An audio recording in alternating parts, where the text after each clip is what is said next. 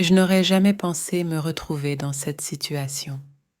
Si quelqu'un m'avait dit il y a 1 an que je finirais par avoir une liaison avec un geek, je lui aurais ri au nez. Jusqu'à récemment, ma vie était l'image parfaite de la stabilité. Un mariage de 10 ans, une maison en banlieue et 2 merveilleux enfants. Mais tout a changé le jour où j'ai rencontré Marcos. J'ai rencontré Marcos lors d'une convention de bande dessinée à laquelle j'ai assisté par pur hasard.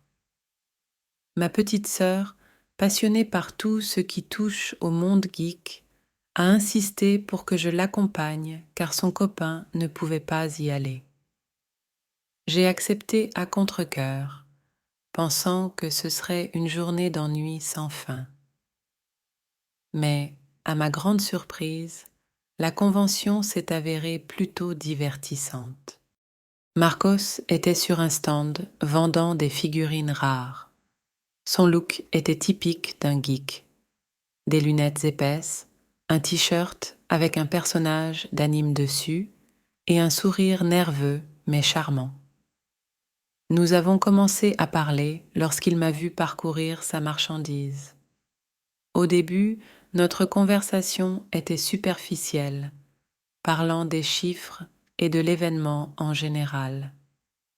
Mais j'ai vite découvert que nous avions un point commun. Nous étions tous les deux de grands fans de films de science-fiction. Ce fut la première étincelle.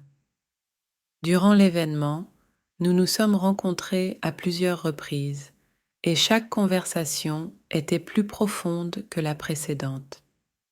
Nous parlons de nos films préférés, échangeons des opinions sur différents réalisateurs et scénaristes et discutons même de théories folles sur la façon dont certaines sagas pourraient continuer.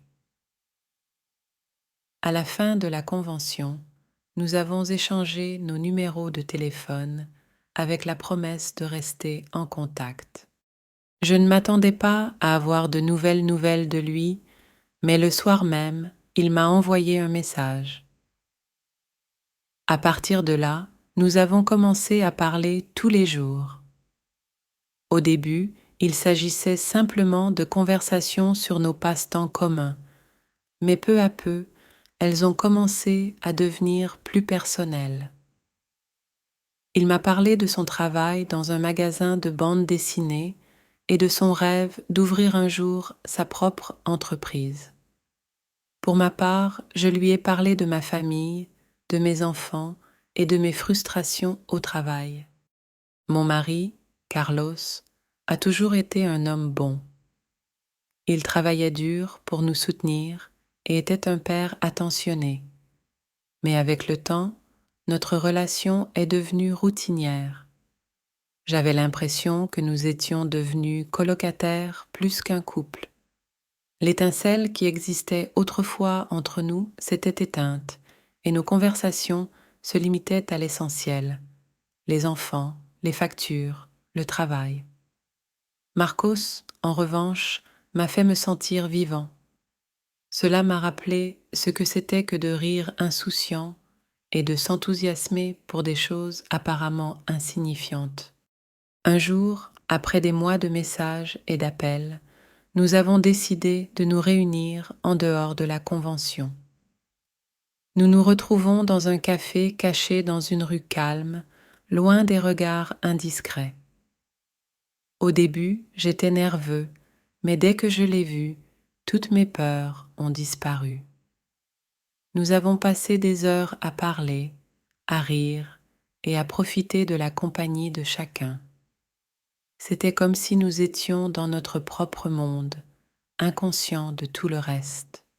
Cette rencontre a été le début de quelque chose que je n'avais jamais planifié ni imaginé. Nous nous voyions dès que nous le pouvions, toujours dans des endroits discrets pour ne pas être découverts. Parfois, c'était une simple promenade dans le parc. D'autres fois, c'était un dîner dans un petit restaurant chaleureux. Chaque rencontre me faisait me sentir plus connectée à lui et plus éloignée de Carlos. La culpabilité était un poids constant sur ma poitrine. Il savait que ce qu'il faisait était mal, mais il ne pouvait pas s'en empêcher. Marcos m'a donné quelque chose que je cherchais sans m'en rendre compte, de l'attention, de la passion et une connexion profonde. Mais la réalité était toujours là, me rappelant que j'avais une famille qui dépendait de moi. Malgré la culpabilité, j'ai continué mon aventure. Chaque jour, je me disais que ce serait la dernière fois, qu'il fallait que je mette un terme à tout avant que ça ne devienne incontrôlable. Mais alors, Marcos m'envoyait un message ou m'appelait, et toutes mes résolutions s'effondraient. C'était comme si elle était piégée dans un réseau d'émotions dont elle ne pouvait ni ne voulait échapper. Marcos ressentait également la même chose. Il m'a dit qu'il n'avait jamais rencontré quelqu'un comme moi, que notre relation était unique et spéciale. Il ne pouvait pas nier la même chose. Ensemble, nous étions une bulle de bonheur au milieu d'un océan de monotonie et de responsabilité. Un après-midi, après une rencontre particulièrement émouvante, Marcos m'a emmené dans son appartement. C'était petit et en désordre, rempli de bandes dessinées, de figurines d'action et d'affiches de films.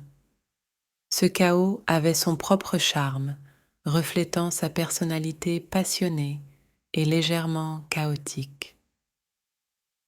Nous nous sommes assis sur le canapé et, pour la première fois, avons parlé de ce que nous faisions. « Comment allons-nous continuer avec ça ?» lui ai-je demandé, sentant le poids de mes propres mots. « Je ne sais pas, » répondit-il en me prenant la main, « mais je ne veux pas te perdre. Je veux qu'on soit ensemble. » Ces paroles m'ont rempli d'un mélange d'espoir et de peur.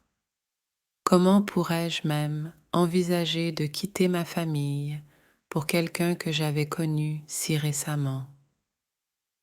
Mais en même temps, l'idée de perdre Marcos était insupportable. Les jours passaient et ma relation avec Carlos continuait de se détériorer. Nous nous disputions pour des choses insignifiantes et passions plus de temps séparés, même si nous étions dans la même maison. Je me sentais déchirée entre deux mondes, celui de stabilité et de responsabilité et celui de passion et d'enthousiasme. Un week-end, Carlos m'a fait la surprise d'une sortie à la plage. Nous avons besoin de passer du temps ensemble, loin de tout, dit-il avec un regard qui me rappelait l'homme dont j'étais tombée amoureuse. J'ai accepté, espérant que ce voyage nous aiderait peut-être à nous reconnecter et à clarifier mes pensées. La plage était magnifique, mais j'avais l'esprit ailleurs. Carlos a tout essayé pour que je me sente mieux. Des dîners romantiques, de longues promenades le long du rivage. Il m'a même acheté un magnifique collier. Cependant, rien ne semblait combler le vide que je ressentais en moi. Une nuit, alors qu'il dormait, j'ai pris mon téléphone et j'ai appelé Marcos. « Tu me manques, dis-je, les larmes aux yeux. »« Moi aussi, » répondit-il, « je ne peux pas arrêter de penser à vous. » Cet appel a été un tournant. Je savais que je devais prendre une décision. Je ne pouvais pas continuer à vivre cette double vie en nous trompant Carlos et moi-même. Mais il savait aussi que tout choix qu'il ferait aurait des conséquences dévastatrices. Nous sommes revenus de la plage et pendant quelques jours, j'ai essayé de faire comme si tout allait bien. Mais en moi, la tempête continuait de grandir. Finalement, un jour, je n'en pouvais plus. Carlos et moi étions dans la cuisine, en train de préparer le dîner, quand j'ai tout lâché d'un coup. Carlos, nous devons parler. Il me regarda, surpris par le sérieux de mon ton. J'ai laissé tomber la cuillère en bois et je l'ai regardé dans les yeux. J'ai vu quelqu'un d'autre. Le silence qui suivit fut assourdissant. Carlos est devenu pâle et pendant un instant, j'ai cru qu'il allait s'évanouir. Après ce qui semblait être une éternité, il parla enfin. « Qui est-ce » Je lui ai tout dit depuis le début. Je n'ai laissé aucun détail de côté, voulant être honnête maintenant que tout était devenu clair. Carlos écoutait en silence, son visage étant un masque de douleur et de confusion. Quand j'ai fini, il s'est levé sans dire un mot et a quitté la maison. Cette nuit a été l'une des plus longues de ma vie. Je suis restée éveillée, attendant qu'il revienne, mais il ne l'a pas fait. Le lendemain, les enfants ont réalisé que quelque chose n'allait pas et j'ai dû inventer un prétexte pour expliquer l'absence de leur père. Carlos revint 3 jours plus tard, les yeux fatigués et une expression de résignation. « Je t'aime, mais je ne peux pas continuer comme ça, m'a-t-il dit. Je veux le divorce. » Ces mots m'ont frappé comme une tonne de briques. Je savais que cela pouvait arriver, mais l'entendre à haute voix était dévastateur. Je l'ai supplié de reconsidérer sa décision, d'essayer une thérapie de couple, n'importe quoi. Mais il avait déjà pris sa décision. La procédure de divorce a été rapide et douloureuse. Il fallait l'expliquer aux enfants, ceux qui étaient le plus dur.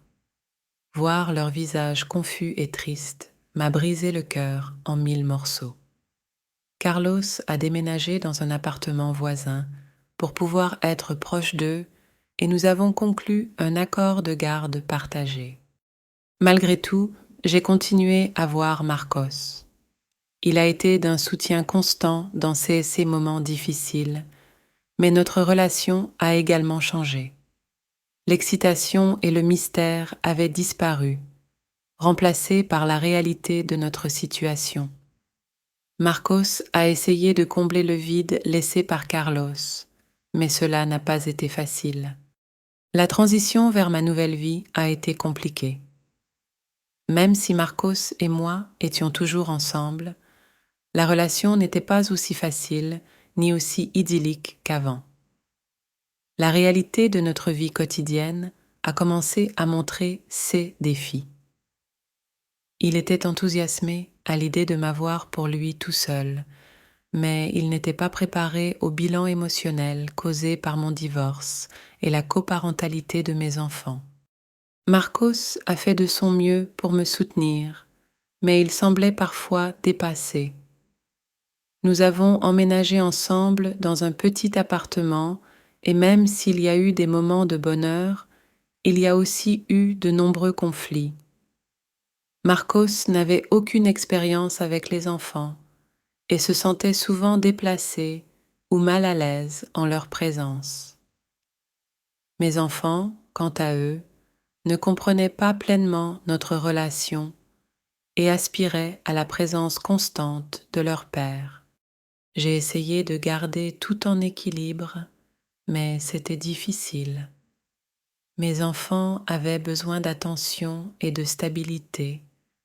Carlos et moi avons essayé d'être les meilleurs parents possibles malgré notre séparation. Et Marcos et moi nous sommes battus pour maintenir vivante l'étincelle qui nous avait réunis. Cependant, les tensions se sont accrues et les disputes sont devenues plus fréquentes. Un jour, après une vive dispute sur l'éducation de mes enfants, j'ai réalisé quelque chose d'important. Même si j'aimais Marcos et appréciais notre relation, je perdais de vue ce qui était le plus important, le bien-être de mes enfants et ma propre tranquillité d'esprit. L'aventure qui avait commencé comme une issue de secours avait créé une nouvelle série de complications. J'ai parlé avec Marcos le soir même. Je lui ai dit que j'avais besoin de temps pour réévaluer ma vie et mes priorités. Je lui ai expliqué que mes enfants étaient la chose la plus importante et que je devais me concentrer sur eux. Marcos a compris, même s'il était évident qu'il était blessé. Nous avons décidé de faire une pause et de laisser de l'espace à notre relation pour voir si, avec le temps, les choses pourraient s'améliorer. Être à nouveau seul était un défi, mais aussi une opportunité de me redécouvrir. Je me suis concentrée sur mes enfants, mon travail et mon propre bien-être. J'ai suivi des cours de yoga, lu à nouveau des livres qui me passionnaient et passé plus de temps avec mes amis et ma famille. Petit à petit, j'ai commencé à me sentir plus équilibrée et en paix. Carlos et moi travaillons dur pour maintenir une relation cordiale pour le bien des enfants. Même si nous ne nous sommes jamais remis ensemble, nous avons réussi à construire une amitié basée sur le respect mutuel et l'amour pour nos enfants. Les week-ends que je passais sans eux, je m'assurais d'avoir du temps pour moi et réfléchissais à mes décisions. Au fil du temps, Marcos et moi avons reparlé. Il avait changé et mûri, tout comme moi. Nous nous sommes vus plusieurs fois, mais cette fois avec moins de pression et d'attente. Nous avons réalisé que même si notre lien était réel et profond, nous n'étions peut-être pas censés être ensemble dans une relation traditionnelle. Nous avons décidé de rester amis, en nous soutenant mutuellement sans le fardeau d'une relation amoureuse. J'ai beaucoup appris de cette expérience, sur moi-même et sur ce que je voulais vraiment dans la vie. L'infidélité m'avait entraîné sur un chemin compliqué et douloureux, mais elle m'avait aussi donné l'opportunité de grandir et de découvrir ce qui comptait vraiment. Merci de m'avoir rejoint dans cette histoire. Si vous souhaitez entendre plus d'histoires comme celle-ci et obtenir des conseils sur les relations et le développement personnel, n'oubliez pas de vous abonner à notre chaîne YouTube. Activez la cloche pour recevoir les notifications de nos nouvelles vidéos. À bientôt!